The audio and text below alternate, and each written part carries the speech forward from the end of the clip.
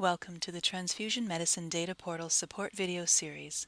These videos have been created to support British Columbia's transfusion medicine staff and stakeholders in accessing and analyzing their transfusion medicine data from BC's Central Transfusion Registry. This video provides information about the data set in the Disposition cubes in the Transfusion Medicine Data Portal, along with an example search. Within the Disposition cubes, the following data is available: information about components and plasma protein products, including the statuses of transfused, expired, discarded, and shipped. This is shown as counts of records, or actions, and the sum of plasma protein product doses is also available. In addition, there is recipient-related data available per transfusion. Let's take a look at the sample data in our scenarios for the Disposition cube. After logging into the Transfusion Medicine Data Portal, select the Cubes tab from the top menu to access the cubes.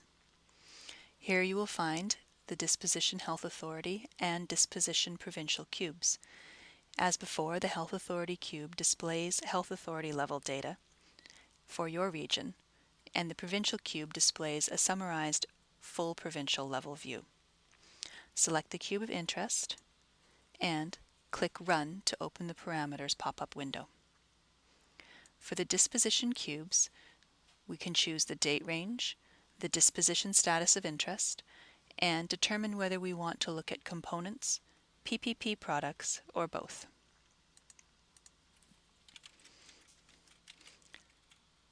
You can type in the date range or use the pop-up calendar if that's preferred.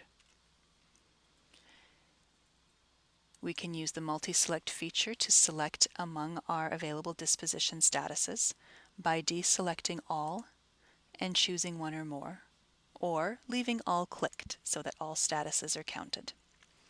In this case, it is important to note that transfused, expired, and discarded statuses are final statuses and are for the most part reflective of the number of units involved. However, if the shipped record is added in, it's a transient record. It's not a final status. So when you're looking at the total sum of these records, a shipped record duplicates or doubles up on the number of final records that are counted. So it's important to remember that these are records that we're counting, not units.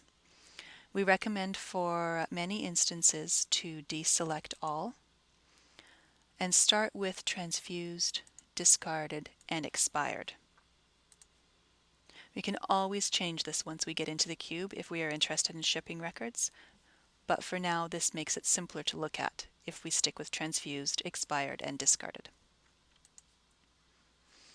We also have the choice of picking our product type, whether we want to see components like red cells, platelets, and plasmas, and whether we want to see plasma protein products such as factor products and IVIG, or we can select both to see all. Because of this change to the disposition status to just include transfused, expired, and discarded, this is one place where you may wish to consider setting this as your default selection for your parameters. Once you're set, you can click Submit to run the cube. The cube will appear in the pop-up window.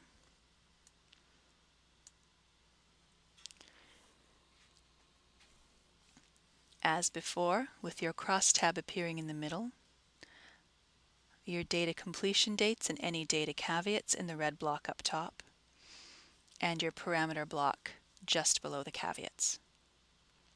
You'll see, as compared to the whole unit cube, now we have many more products appearing in our cube crosstab because we are showing both the PPPs and the fresh products. To view our resource panel, we'll click near the crosstab to open up our field listing, and here you'll also see more fields than were available in the whole unit cube. We have the opportunity to bring in information about the recipient, as before about the blood product, the institution, the time, and summaries. These summaries here display the product count. So the actual count each time a product or a vial or a unit was handled, whether that be transfused, expired, or discarded in our case. So let's manipulate this a little bit and see what we can find in the disposition cube. Let's say that we only wish to look at plasma protein products. There are two ways that we could accomplish this. One would be to add a filter. However, product type can be modified in the parameter block. And anything that we can modify in the parameter block, we always want to modify in the parameter block so we can see right on screen what we've done.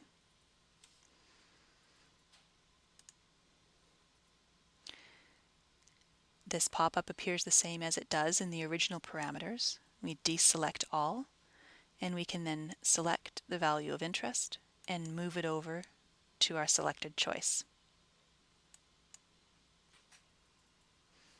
And the system updates to show us only our plasma protein products.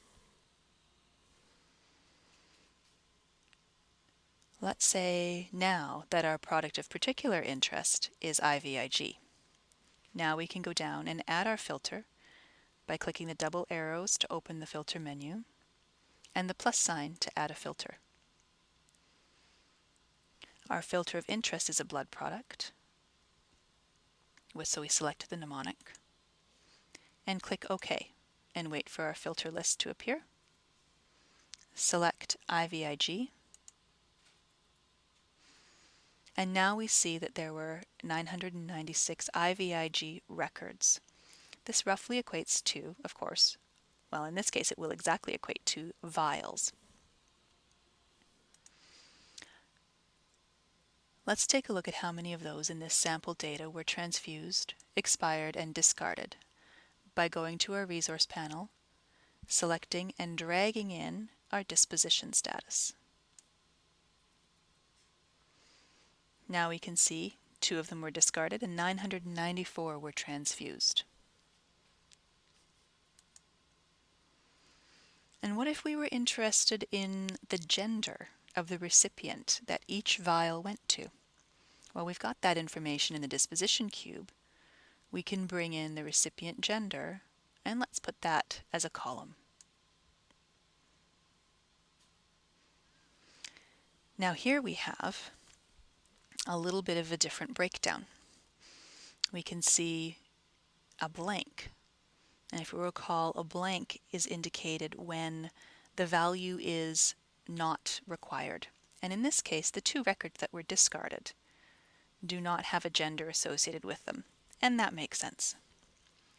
Here we then have our male and our female.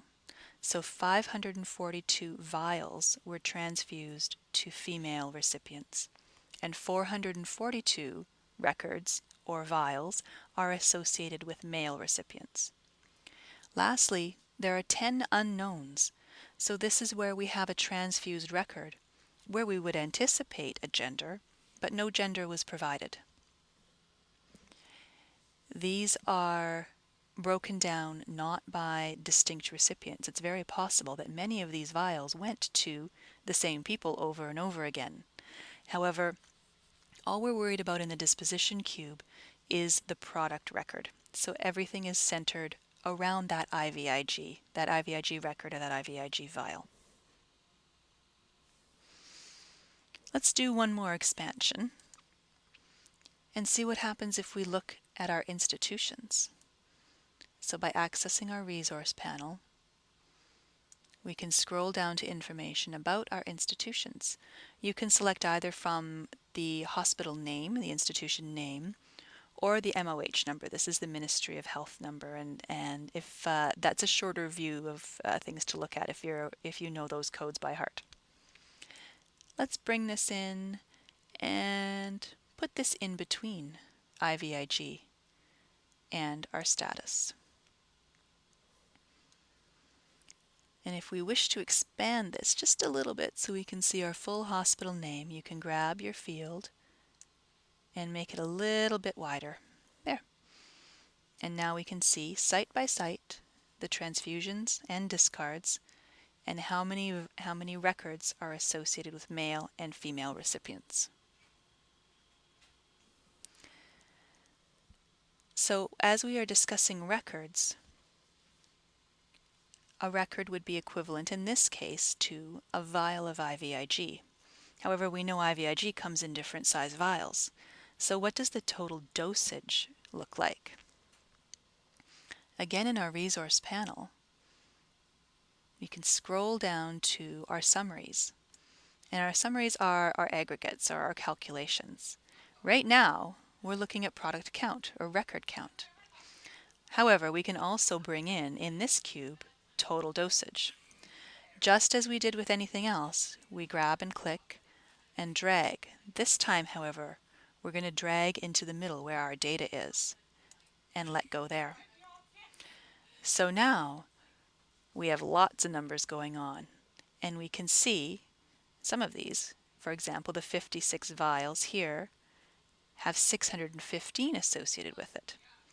By clicking on the value, we can have an indication of which value we're looking at. So now we know the 615 is associated with the total dosage of IVIG that was given to female recipients at Hospital A. And the 56 is associated with the product or record count. When exporting data with multiple summaries embedded in it, that's one of the first things you'll want to do in your Excel spreadsheet is make some notes as to which value relates to which summary. If that's too confusing to look at too many summary sets of data all at once, that's okay. Simply grab the one that you want to remove and pull it off to the resource panel and release to delete, in this case, our product count. And now we are just looking at total dose. Let's add one more filter here before we're done with our disposition cube.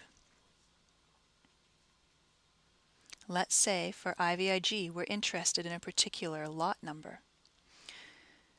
You'll recall from before that anything with a document icon up here, any of the descriptions, can be either filtered or dragged and dropped. Any of these little multiple rows with a listing, looks like a list, can only be filtered, and lot number is one of those. So if we come down and select our lot number and click OK, and we'll have to wait a minute for our full filter list to appear. So we're looking at a lot of lot numbers. And that, of course, is why we can't drag and drop that in here, or would expand the table far beyond what we could reasonably want to look at.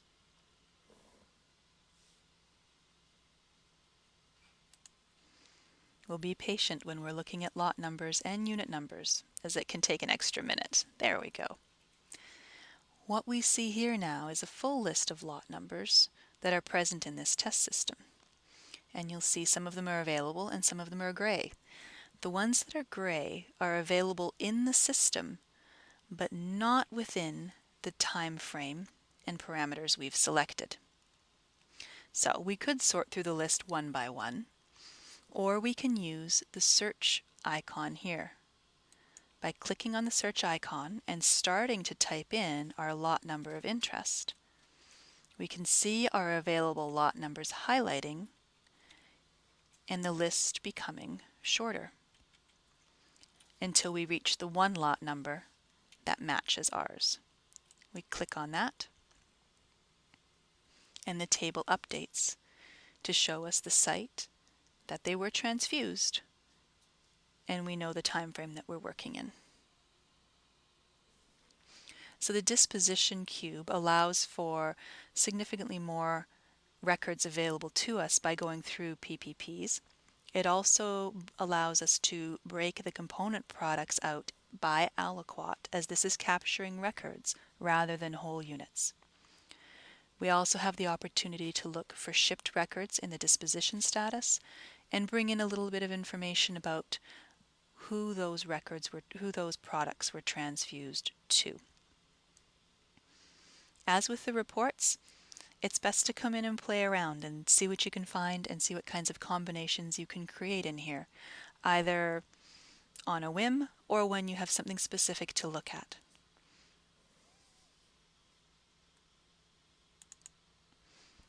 For more information about the CTR cubes, see Section 8 of the Transfusion Medicine Data Portal Manual. And visit the PBCO website for additional information or email the data portal to obtain user access forms, request training, or share any considerations and feedback. Up next, we'll take a look at the final cubes in the recipient cubes to see the information available there.